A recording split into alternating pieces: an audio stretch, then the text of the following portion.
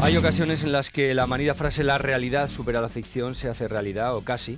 Nos referimos a uno de los efectos más curiosos que ha tenido la llegada de Trump, Omelette Man, Donald Trump, al poder en Estados Unidos. Se venden más libros, de verdad.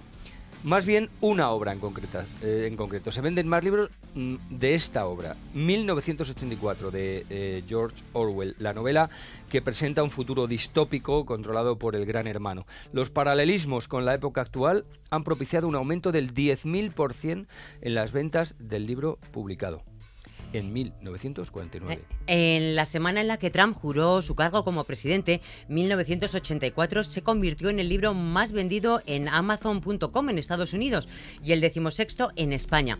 Incluso un desconocido benefactor compró 50 ejemplares de la novela en la librería Booksmith de San Francisco y los dejó allí para que se los pudiesen llevar gratis a aquellas personas que quisiesen estudiar los preocupantes parecidos entre la sociedad escrita por Orwell y los Estados Unidos gobernados por Trump. Bueno, para conocer estos paralelismos, hoy tenemos aquí en nuestro estudio a María Goicoechea. Ella es experta en literatura inglesa y ficción contemporánea de la Facultad de Filología Inglesa de la Universidad Complutense de Madrid. Buenos días, ¿cómo estás? Hola, buenos María. días. La verdad es que ahora mismo sobrevivir en la vida siendo filólogo tiene un mérito bárbaro, porque vamos... Bueno, a mí me gusta mucho. No, si yo no digo que te guste, me parece maravilloso, me parece una profesión, me parece una carrera preciosa, pero digo, es como de, no, yo quiero ser actor. Si tu hijo te dice, quiero ser actor, no, papá, es que a mí se me da muy bien la pintura, quiero ser pintor. Es te arriesgado. Te pones a temblar, así que enhorabuena, ya solamente por eso, enhorabuena. Bueno, para ponernos un poquito en situación, para los que no conozcan la obra 1984, cuéntanos de qué va la novela, esta obra.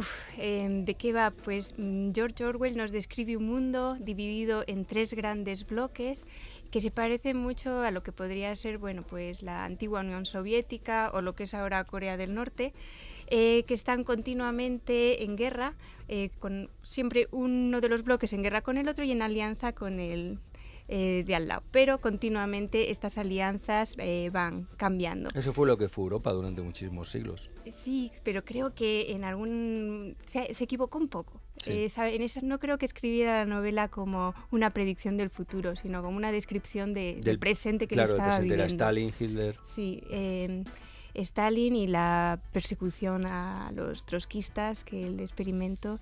Y de hecho él estuvo vigilado durante unos 12 años. Solo le dejaron de vigilar un año antes de morir. O sea que esa vivencia de un gran hermano vigilando cada paso la vivió él en sus propios huesos. ¿Y qué crees que hay de paralelismo con la época actual, contemporánea? Entre esa novela y lo que estamos viendo ahora. Recomiendo a todo el mundo leer la novela. Es una maravilla. Es una pesadilla sin salida y te hace reflexionar mucho, ¿no?, sobre en qué nos parecemos y en qué no. Hay muchas diferencias también. Me parece interesante que él vislumbrara un mundo en el que no había libertad para nada, pero que los 3 grandes bloques eran muy parecidos. Daba igual cómo fuera el totalitarismo, si de izquierdas o de derechas, si fascista o stalinista, el resultado era muy parecido. Y sin embargo, la realidad que hemos vivido es bastante diferente. Por tanto, no sé muy bien si todos los lectores o los nuevos fans de 1984 lo son por las mismas razones. Seguramente no. Yo estaba pensando hoy, por ejemplo, en una frase que se repite mucho en 1984, que es esta de "la guerra es la paz", con la decisión que toma Donald Trump de subir el presupuesto armamentístico de defensa, ¿no? Buscar siempre un enemigo exterior para contener a los de dentro. Sí, de hecho, no sé si Trump se parece a esa imagen del gran hermano del todo, porque es mucho más narcisista, pero la maquinaria de guerra que pone en marcha, y bueno, que también es muy fuerte, está ahí, ¿no? Pero creo que si Orwell nos enseña algo es que Trump no es el mayor peligro. Si no existiera Trump, habría que invertirle, entre comillas, es como un villano de película. Sí. Lo que hay es una estructura que genera trumpitos, ¿no?, podríamos decir, y ese es lo peligroso y escalofriante, ¿no? En Gran Hermano se ve muy claramente, ¿no?, que da igual si Gran Hermano existe o si es una ficción, Sí. El hecho es que ciertas formas de ver la vida prosperan ejerciendo la violencia. Son esos matones o abusones del cole que van creciendo y actúan a todos los niveles de la vida ejerciendo el miedo, la violencia sobre los demás. Porque el sistema se lo permite, claro, evidentemente. Claro, y yo creo que esa es una de las enseñanzas de Orwell. Históricamente es curioso ver cómo sube y baja el número de oyentes en esta obra de Orwell. Por ejemplo, en 1984 tuvo otro repunte de sus ventas para referirse al control político. En 2013, con los casos de Snowden, que reveló que la CIA pues estaba detrás de muchas maniobras que desconocíamos, también volvió a subir la venta del libro de Orwell. Bueno, y con el caso de Manning también. Es lo que te iba a decir. El caso de Manning pues también ha tenido paralelismos.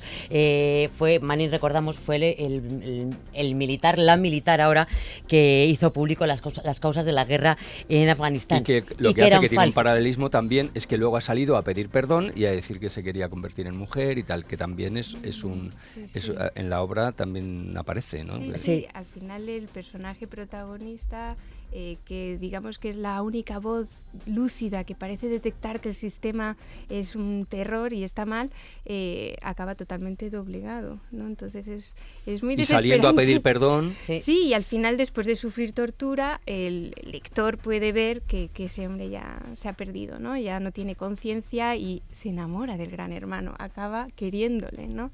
De una manera totalmente artificial. Sí, claro. Sí. Bueno, y el doble pensamiento, que también aparece en 1984, se puede equiparar a los hechos alternativos de Trump, ¿no? O sea, la jefa de... ¿Qué cargo tiene la jefa de prensa de Donald Trump? Cuando dice que había acudido muchísima más gente a la toma de posesión de Donald Trump que a la de Barack Obama, cuando las fotos demuestran absolutamente que había un 10% de gente en comparación. El portavoz de la Casa Blanca, Sean Spicer. Sí. Y entonces esta es la otra verdad, ¿no? O sea, una realidad tú la desmientes y no pasa nada, porque no pasa nada. O sea, dice, mira, es que es de noche. No, es de día. No, mira, es que es de noche. No, es que es de día y no pasa nada y la gente se lo come. Claro. En el libro, la metáfora y una de las cosas con las que le machacan durante la tortura es, dime cuántos dedos ves aquí, ¿no? Y les muestran 2 y 2, y 2 y 2 son 4, pero le convencen de que 2 y 2 son 5 y al final lo acaba aceptando, ¿no? El trabajo del protagonista, por ejemplo, tiene que ver con rectificar, aunque en el fondo es falsificar, las noticias. Cada vez que los datos han cambiado, él tiene que ir a recuperar esa noticia y transformarla. Pero lo transforma tantas veces que al final él se da cuenta que su trabajo es totalmente absurdo, porque ¿qué más da si nunca va a ser real, ¿no? Bueno, Donald Trump es capaz de afirmar una cosa y en el mitin contrario, lo contrario. Sí, es esta idea que introduce Orwell del doble pensamiento, ¿no? Que es lo terrorífico de los políticos. Y en su libro parece que ellos se convencen de todas sus contradicciones. Entonces las han asimilado y por eso consiguen autoconvencerse de que la maldad que hacen en el fondo está bien. Bueno, le ha puesto hasta nombre, ¿no? Posverdad. Posverdad. Sí. ¿Y en España ves algún paralelismo con 1984? Pues mira, no sé si en España, pero en general en España, en el mundo España. entero. Bueno, en España me estás pidiendo que vea paralelismos. Que se moje. O sea, lo de decir yo confío en la justicia y no sé qué, cuando realmente lo que está haciendo es no colaborar e intentar manipular, por ejemplo, que digo yo que lo dejo en el aire, que no digo que pase. O esos programas en los que ponen en evidencia todas las veces que los políticos dicen una cosa y luego la contraria, ¿no? Sí, yo creo que los políticos en ese sentido tienen mucho que aprender de Orwell también. Claro que sí. Todos tenemos mucho que aprender de Orwell. Yo, si no habéis leído la obra, os la recomiendo. Es una maravilla. Es muy triste, muy lamentable. Pero bueno, no estaría nada mal que y para ver el reverso, recomendamos el cómic V de Vendetta, que sería la respuesta. Bueno, la respuesta quizás sería el pacifismo, ¿no? Algo que Orwell no en efecto. Bueno, María Goicoechea, has visto cómo has estado fenomenal y no ha pasado nada. Muchísimas gracias, muy interesante.